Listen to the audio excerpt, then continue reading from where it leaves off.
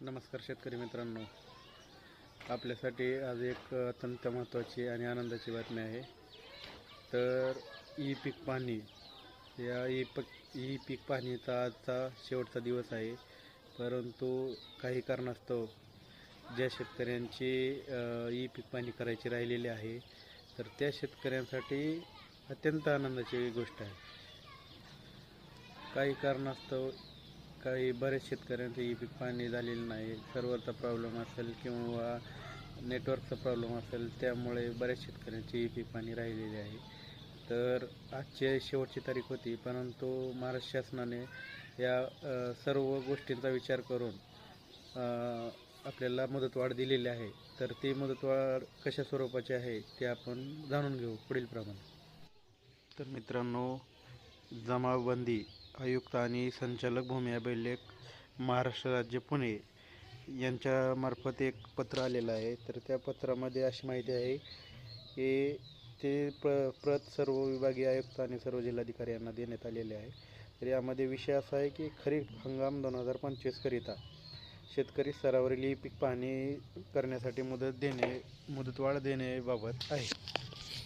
त्यामध्ये संदर्भ टाकलेला आहे की इकडील कार्यालयीन पत्र क्रमांक राभू 2 DCS खरीप हंगाम 2025 दिनांक 30/7/2025. त्याच्यामध्ये असं लिहिलेलं आहे की उपरोक्त संदर्भीय पत्रान्वये दिनांक 1 ऑगस्ट 2025 ते 14 सप्टेंबर 2025 पावेतो खरीप हंगाम 2025 करिता ई पीक पाहणी मोबाईल ॲपद्वारे शेतकरी स्तरावरून ई पीक पाहणीसाठी नोंदणी उपलब्ध करून देण्यात आली होती. तर ते आजची शेवटची तारीख असल्यामुळे राज्यात काही ठिकाणी झालेली अतिवृष्टी, दुबार पेरणी इत्यादी कारणामुळे शेतकरी ई पीक पाहणी नोंदणी करू शकलेले नाहीत.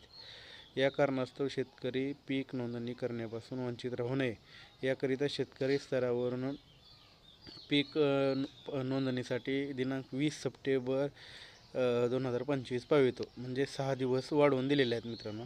तर मुदतवाढ देण्यात आलेली आहे. तदनंतर उर्वरित शेतकऱ्यांची ई पीक पाहणी दिनांक 21 सप्टेंबर 2025 ते 4 नोव्हेंबर 2025 या 45 दिवसाच्या काळात पावेतो सहाय्यक स्तरावरून पूर्ण करता येईल. जरी एखाद्याची राहिली काही कारणास्तव तरी ते आपल्याला 21 सप्टेंबर ते 2025 या काळामध्ये करता येईल. तरी आपल्या स्तरावरून सर्व अधिकारी, कर्मचारी व शेतकऱ्यांना अवगत करण्यात यावे अशी विनंती